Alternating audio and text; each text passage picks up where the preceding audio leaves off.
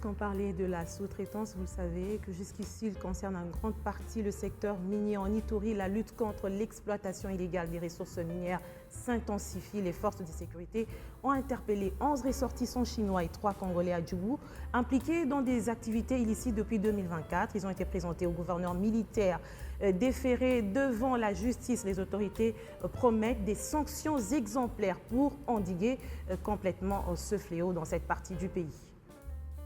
Ces 11 sujets chinois et ces Congolais exploités dès lors, depuis 2024, en territoire d'Ndjougou. Arrêtés lundi 27 avril à Nizi, ensuite escortés à Bunia, ces sujets chinois ont été présentés au commandant des opérations et gouverneur militaire de l'Ituri ce mardi. Le représentant de la Sokimo, face à cette ampleur, a indiqué que leur délégation en séjour ici à Ituri a fait face à une situation insolite avant l'arrestation de ces sujets chinois. Hier, lors des itinérances, des descentes sur terrain, 11 sujets chinois plus 3 Congolais devant vous.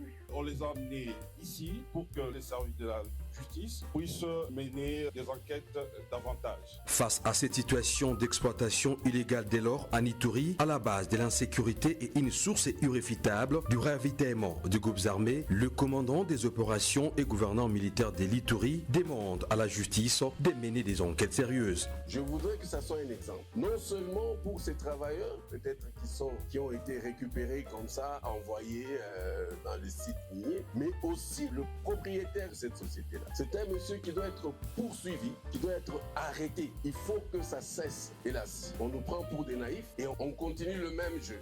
Vous avez été prévenus. Cette fois-ci, on va punir. Le numéro 1 de la province de l'Ituri, le lieutenant-général Luboyanka Chamadjoni, a promis suivre de près ces dossiers pour mettre définitivement fin au financement des groupes armés qui endeuillent au quotidien les Ituriens. Je demande à notre justice de faire des investigations jusqu'au bout, que ça soit pour Aru et pour la situation de Nizi. Vous savez qu'hier, lorsqu'on a découvert ce groupe, à la sortie, la délégation n'était plus en sécurité parce que l'information qui venait, qu'il y avait un groupe armé qui s'était déjà organisé pour les attaquer. Cette arrestation intervient pendant que les forces armées de la République démocratique du Congo mènent des opérations sur l'ensemble de la province de l'Ituri contre les groupes armés locaux et étrangers dont les ADF-MTM. Il s'y est de signaler que cette arrestation est la résultante des dernières instructions du ministre des Mines Luatum Kabamba qui lors de son récent séjour avait aussi arrêté d'autres sujets chinois dans cette partie est de la RDC. Son séjour reposait sur la politique minière du président de la République Félix Antoine Tshisekedi Tshilombo pour la souveraineté des ressources naturelles, la lutte contre la fraude et la transformation locale des minéraux au profit du peuple congolais.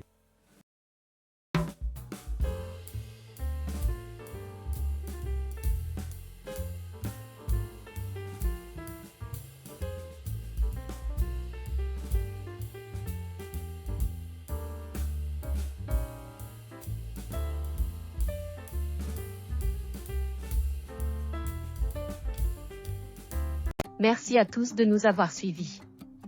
Aimez et abonnez-vous massivement à notre chaîne YouTube Tribeca Media. Au revoir et à la prochaine.